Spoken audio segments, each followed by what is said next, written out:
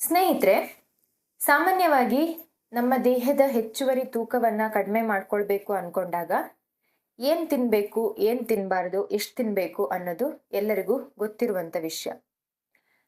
100ರಲ್ಲಿ 99% ಅಷ್ಟು ಜನ ಅವರ ದೇಹದ ತೂಕದ ಸಮಸ್ಯೆ ಬಗ್ಗೆ ಅಷ್ಟಾಗಿ ಗಮನ ಕೊಡಲ್ಲ, ತೂಕ ಇಳಿಸ್ಕೊಳ್ಳೋದ್ರ ಬಗ್ಗೆ ಅಷ್ಟಾಗಿ ಯೋಚಿಸಲ್ಲ.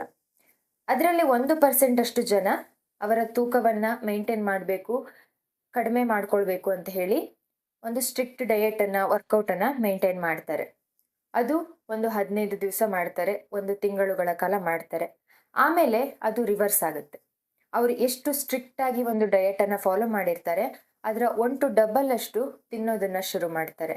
ಯಾಕಂತ ಹೇಳಿದ್ರೆ ಆ ಒಂದು ಕ್ರೇವಿಂಗ್ಸ್ ಅನ್ನೋದು, ಆ ಒಂದು ಹಸಿವು ಅನ್ನೋದು, ತಿನ್ನೋ ಒಂದು ಹಂಬಲ ಅನ್ನೋದು ಹೆಚ್ಚಾಗುತ್ತೆ. ಇದರಿಂದ ಅವರು ಎಷ್ಟು ಸ್ಟ್ರಿಕ್ಟಾಗಿ ಒಂದು ಡಯಟನ್ನು ಮೇಂಟೈನ್ ಮಾಡಿದರೂ ಕೂಡ ಅದರ ಡಬಲ್ ಅಷ್ಟು ಆಯಿಲಿ ಫುಡ್ಡನ್ನು, ಸ್ವೀಟ್ ಸಿಹಿ ಪದಾರ್ಥವನ್ನು, ಜಂಕ್ ಅಂತ ಹೇಳಿದ್ರೆ ಒಂದು ಪ್ರೊಸೆಸ್ಡ್ ಫುಡ್ಡನ್ನು, ಪ್ಯಾಕ್ಡ್ ಫುಡ್ಡನ್ನು, ಹೀಗೆ ಎಲ್ಲ ರೀತಿಯ ಒಂದು ಅನ್ಹೆಲ್ದಿ ಸ್ನ್ಯಾಕ್ಸನ್ನು ಹೆಚ್ಚಿನದಾಗಿ ತಿನ್ನೋದನ್ನು ರೂಢಿ ಮಾಡ್ತಾರೆ. ಇಲ್ಲಿ ನಾವು ಅಬ್ಸರ್ವ್ ಮಾಡಬೇಕಾಗಿರುವಂಥದ್ದು ಈ ಒಂದು ಕ್ರೇವಿಂಗ್ಸ್, ಹೆಚ್ಚಾಗಿ ತಿನ್ನೋ ಒಂದು ಅಭ್ಯಾಸ, ಇದನ್ನು ನಾವು ಕಂಟ್ರೋಲ್ ಮಾಡಬೇಕು.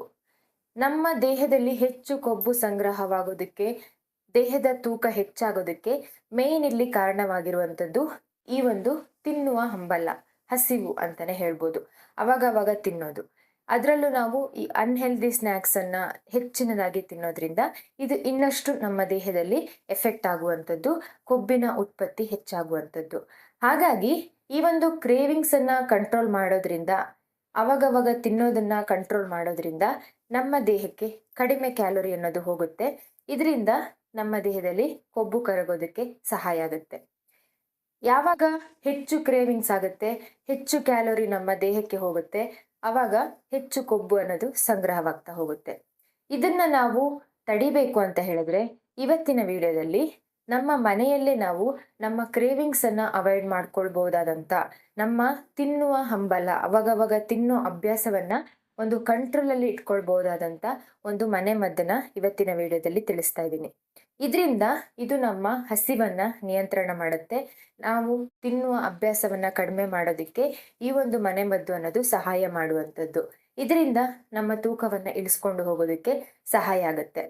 ನೀವು ಕೂಡ ನಿಮ್ಮ ವೆಯ್ಟ್ ಲಾಸ್ ಜರ್ನಿಯಲ್ಲಿ ಇದ್ದರೆ ಈ ಒಂದು ಮನೆ ಮದ್ದು ಅನ್ನೋದು ನಿಮಗೆ ತುಂಬಾ ಹೆಲ್ಪ್ ಆಗುವಂಥದ್ದು, ನಿಮ್ಮ ಕ್ರೇವಿಂಗ್ಸನ್ನು ಕಂಟ್ರೋಲ್ ಮಾಡಿಕೊಂಡು ಹೋಗೋದಕ್ಕೆ.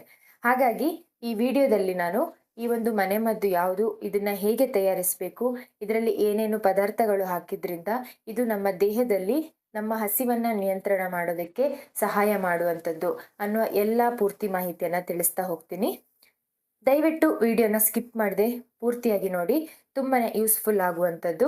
ಹಾಗೆ ಫಸ್ಟ್ ಟೈಮ್ ಯಾರಾದರೂ ವಿಡಿಯೋನ ನೋಡ್ತಾ ಇದ್ದರೆ ಸಬ್ಸ್ಕ್ರೈಬ್ ಮಾಡಿಕೊಂಡು, ವಿಡಿಯೋ ಇಷ್ಟ ಆದರೆ ಒಂದು ಲೈಕ್ ಮಾಡೋ ಮುಖಾಂತರ ವಿಡಿಯೋ ನೋಡ್ತಾ ನಿಮ್ಗೇನಾದರೂ ಅಭಿಪ್ರಾಯವನ್ನು ತಿಳಿಸಬೇಕು ಅನಿಸಿದ್ರೆ ಕಮೆಂಟ್ ಮಾಡಿ ತಿಳಿಸ್ಬೋದು. ವಿಡಿಯೋ ಪಕ್ಕದಲ್ಲಿರೋ ಬೆಲ್ಲೈಕನ್ ಪ್ರೆಸ್ ಮಾಡಿದ್ರೆ ನಾವು ಮಾಡುವಂತಹ ಎಲ್ಲ ಹೊಸ ವಿಡಿಯೋಗಳ ನೋಟಿಫಿಕೇಶನ್ ಅನ್ನೋದು ನಿಮಗೆ ಮೊದಲನೇದಾಗಿ ಬರುತ್ತೆ. ಬನ್ನಿ, ಹಾಗಿದ್ರೆ ಜಾಸ್ತಿ ತಡ ಮಾಡದೆ ಈ ಒಂದು ಮನೆ ಮದ್ದನ್ನು ಹೇಗೆ ತಯಾರಿಸೋದು ಅನ್ನೋದನ್ನು ತಿಳ್ಕೊಂಡು ಬರೋಣ. ಈ ಒಂದು ಮನೆ ಮದ್ದನ್ನು ತಯಾರಿಸೋದಕ್ಕೆ ನಾನಿಲ್ಲಿ ಒಂದು ಪಾತ್ರೆಗೆ ಒಂದು ದೊಡ್ಡ ಗ್ಲಾಸಲ್ಲಿ ನೀರನ್ನು ಹಾಕ್ತಾ ಇದ್ದೀನಿ. ನೀರನ್ನು ಚೆನ್ನಾಗಿ ಬಿಸಿಯಾಗಿ ಕುದಿಯೋದಕ್ಕೆ ಬಿಡಬೇಕು.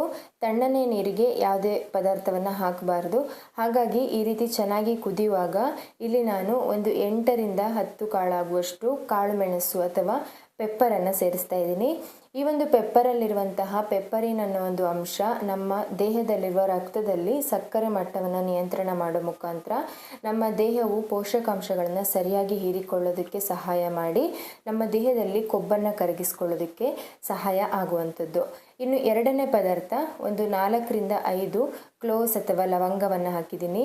ಈ ಒಂದು ಲವಂಗದಲ್ಲಿರುವ ಯೂಸಿನಾಲ್ ಅನ್ನೋ ಒಂದು ಅಂಶ ನಮ್ಮ ಕ್ರೇವಿಂಗ್ಸನ್ನು ಕಂಟ್ರೋಲ್ ಮಾಡುತ್ತೆ. ಹಸಿವನ್ನು ಕಂಟ್ರೋಲ್ ಮಾಡಿ ನಾವು ತೆಗೆದುಕೊಳ್ಳುವ ಕ್ಯಾಲೋರಿ ಇಂಟೇಕ್ ಅನ್ನೋದು ಕಡಿಮೆ ಆದಾಗ ನಮ್ಮ ದೇಹದಲ್ಲಿ ಕೊಬ್ಬನ್ನು ಕರಗಿಸ್ಕೊಳ್ಳೋದಕ್ಕೆ ಸಹಾಯ ಆಗುವಂಥದ್ದು. ಇನ್ನು 3ನೇ ಪದಾರ್ಥ ಸೋಂಪು ಅಥವಾ ಫೆನಲ್ ಸೀಡ್ಸ್, ಒಂದು ಅರ್ಧ ಚಮಚದಷ್ಟು. ಇದನ್ನು ಬಳಸೋದ್ರಿಂದ ಇದು ನಮಗೆ ಗ್ಯಾಸ್ಟ್ರಿಕ್, ಆ್ಯಸಿಡಿಟಿ, ಅಜೀರ್ಣ ಸಮಸ್ಯೆಯನ್ನು ಕಡಿಮೆ ಮಾಡೋ ಮುಖಾಂತರ ನಮ್ಮ ದೇಹದಲ್ಲಿ ಕೊಬ್ಬನ್ನು ಸುಡೋದಕ್ಕೆ ಇದು ಸಹಾಯ ಆಗುವಂಥದ್ದು. ಈ 3 ಪದಾರ್ಥಗಳನ್ನು ನೀರಿನಲ್ಲಿ ಚೆನ್ನಾಗಿ ಕುದಿಸಿ ಅದರ ಸಾರಾಂಶ ನೀರಿನಲ್ಲಿ ಚೆನ್ನಾಗಿ ಅಬ್ಸರ್ವ್ ಆದ ಮೇಲೆ ಅದರ ಕ್ವಾಂಟಿಟಿ ಅನ್ನೋದು ಸ್ವಲ್ಪ ಪ್ರಮಾಣದಲ್ಲಿ ಕಡಿಮೆ ಆಗ್ತಾ ಬಂದ ಹಾಗೆ ಇದು ಉಗುರು ಬೆಚ್ಚಗೆ ಇರುವಾಗ ಒಂದು ಗ್ಲಾಸಿಗೆ ಶೋಧಿಸಿಕೊಂಡು ಕುಡಿಯೋದ್ರಿಂದ ಇದು ನಮ್ಮ ಹಸಿವನ್ನು ನಿಯಂತ್ರಣ ಮಾಡೋ ಮುಖಾಂತರ ನಮ್ಮ ದೇಹದಲ್ಲಿ ಕೊಬ್ಬನ್ನು ಕರಗಿಸೋದಕ್ಕೆ ಸಹಾಯ ಆಗುವಂಥದ್ದು. ನೋಡಿದ್ರಲ್ವಾ ಈ ಒಂದು ಮನೆಮದ್ದನ್ನು ಹೇಗೆ ತಯಾರಿಸೋದು ಅಂತ ಹೇಳಿ. ನಮ್ಮ ಕ್ರೇವಿಂಗ್ಸನ್ನು ಕಂಟ್ರೋಲ್ ಮಾಡೋ ಮುಖಾಂತರ ನಮ್ಮ ದೇಹದಲ್ಲಿ ಕೊಬ್ಬನ್ನು ಕರಗಿಸ್ಕೊಳ್ಳೋದಕ್ಕೆ ಸಹಾಯ ಮಾಡುವಂಥ ಈ ಒಂದು ಸರಳ ಮನೆಮದ್ದನ್ನು ತಯಾರಿಸೋದಕ್ಕೆ ನಮಗೆ ಬೇಕಾಗಿರುವಂಥದ್ದು ಕೇವಲ 2 ಪದಾರ್ಥಗಳು. ಅದು ನಮ್ಮ ಅಡುಗೆ ಮನೆಯಲ್ಲಿ ಸುಲಭವಾಗಿ ಸಿಗುವಂಥದ್ದು. ಹಾಗಿದ್ರೆ ಅದರ ಉಪಯೋಗಗಳು, ಅದರಿಂದ ಹೇಗೆ ನಮ್ಮ ದೇಹದಲ್ಲಿ ನಮ್ಮ ಹಸಿವನ್ನು ಕಂಟ್ರೋಲ್ ಮಾಡೋದಕ್ಕೆ ಸಹಾಯ ಆಗುತ್ತೆ ಅನ್ನೋ ಎಲ್ಲ ಮಾಹಿತಿಯನ್ನು ತಿಳ್ಕೊಂಡ್ರಿ. ಇವಾಗ ಇದನ್ನ ಯಾವ ಸಮಯದಲ್ಲಿ ತೆಗೆದುಕೊಳ್ಬೇಕು, ಯಾವ ಸಮಯದಲ್ಲಿ ತೆಗೆದುಕೊಳ್ಳೋದ್ರಿಂದ ನಮಗೆ ಒಳ್ಳೆ ಬೆನಿಫಿಟ್ಸ್ ಅನ್ನೋದು ಸಿಗುತ್ತೆ ಅನ್ನೋದನ್ನ ನೋಡೋದಾದ್ರೆ, ಇದನ್ನ ನಾವು ಬೆಳಿಗ್ಗೆ ಖಾಲಿ ಹೊಟ್ಟೆಯಲ್ಲಿ ತೆಗೆದುಕೊಳ್ಳುವಂಥದ್ದು. ಯಾವುದೇ ಆಗಲಿ ನಾವು ಖಾಲಿ ಹೊಟ್ಟೆಯಲ್ಲಿ ತೆಗೆದುಕೊಂಡಾಗ ಅದರ ಬೆನಿಫಿಟ್ಸ್ ಅನ್ನೋದು 1 to 2 ಆಗಿ ನಮ್ಮ ದೇಹದಲ್ಲಿ ಕೆಲಸ ಮಾಡುವಂಥದ್ದು. ಹಾಗಾಗಿ ಈ ಒಂದು ಪಾನೀಯವನ್ನು ನೀವು ಬೆಳಿಗ್ಗೆ ಎದ್ದ ತಕ್ಷಣ ಖಾಲಿ ಹೊಟ್ಟೆಯಲ್ಲಿ ತೆಗೆದುಕೊಂಡು, ಇದು ತೆಗೆದುಕೊಂಡ 1 ಗಂಟೆಯ ನಂತರ ನಿಮ್ಮ ಉಪಹಾರ ತಿಂಡಿ ತಿನಿಸುಗಳನ್ನು ನೀವು ತಿನ್ಬೋದು.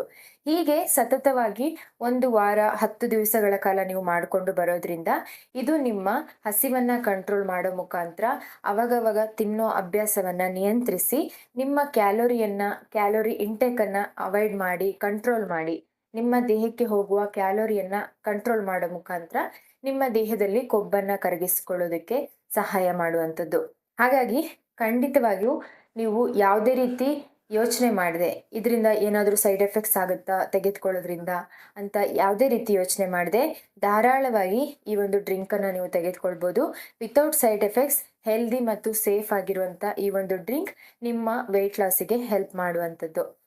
ಹಾಗೆ ಈ ಒಂದು ಡ್ರಿಂಕನ್ನು ಯಾರ್ಯಾರು ತೆಗೆದುಕೊಳ್ಬಾರ್ದು ಅಂತ ನೋಡೋದಾದರೆ, ಚಿಕ್ಕ ಮಕ್ಕಳು, ಪ್ರೆಗ್ನೆಂಟ್ ವುಮೆನ್ಸ್, ಬಾಣಂತಿಯರು, ಏನಾದರೂ ಮೆಡಿಸಿನಲ್ಲಿ ಇರುವಂಥವರು ಅಂಥವರೆಲ್ಲ ಸ್ಕಿಪ್ ಮಾಡಿ, ಮತ್ತು ಎಲ್ಲ ವಯಸ್ಸಿನವರು ಕೂಡ ಇದನ್ನು ತೆಗೆದುಕೊಳ್ಬೋದು. ಹಾಗಿದ್ರೆ ಇವತ್ತಿನಿಂದನೇ ಶುರು ಮಾಡಿ, ಇದರಿಂದ ನಿಮಗೆ ರಿಸಲ್ಟ್ ಸಿಕ್ಕ ಮೇಲೆ ಈ ವಿಡಿಯೋಗೆ ಬಂದು ಕಮೆಂಟ್ ಮಾಡೋದನ್ನು ಮರಿಬೇಡಿ. ನೀವು ಮಾಡೋ ಕಮೆಂಟಿಂದ ಬೇರೆಯವರಿಗೂ ಕೂಡ ಈ ಒಂದು ಡ್ರಿಂಕನ್ನು ಯೂಸ್ ಮಾಡೋದಕ್ಕೆ ಹೆಲ್ಪ್ ಆಗುತ್ತೆ. ಹಾಗಿದ್ರೆ ಇವತ್ತಿನ ಈ ಒಂದು ವೆಯ್ಟ್ ಲಾಸ್ ಡ್ರಿಂಕ್, ನಮ್ಮ ಕ್ರೇವಿಂಗ್ಸನ್ನು ಕಂಟ್ರೋಲ್ ಮಾಡ್ಕೊಳ್ಳೋದಕ್ಕೆ ಸಹಾಯ ಮಾಡುವಂಥ ಈ ಒಂದು ಡ್ರಿಂಕನ್ನು ಹೇಗೆ ತಯಾರಿಸೋದು, ಇದರಿಂದ ಹೇಗೆ ನಮ್ಮ ದೇಹಕ್ಕೆ ಪ್ರಯೋಜನ ಸಿಗುತ್ತೆ ಅನ್ನುವ ಮಾಹಿತಿ ನಿಮಗೆ ಇಷ್ಟ ಆಗಿದೆ ಅಂತ ಅಂದ್ಕೊಂಡಿದ್ದೀನಿ. ಇಷ್ಟ ಆಗಿದ್ರೆ ನಮ್ಮ ಈ ಚಾನಲ್ಗೆ ಸಪೋರ್ಟ್ ಮಾಡೋದನ್ನು ಮರಿಬೇಡಿ. ಹೀಗೆ ಮತ್ತೆ ಹೊಸ ವೆಯ್ಟ್ ಲಾಸ್ ಟಿಪ್ಸ್, ರೆಮಿಡಿಗಳೊಂದಿಗೆ ಸಿಗ್ತಾ ಹೋಗ್ತೀನಿ. ಅಲ್ಲಿವರೆಗೂ thank you for watching. See you in the next video. ನಮಸ್ಕಾರ.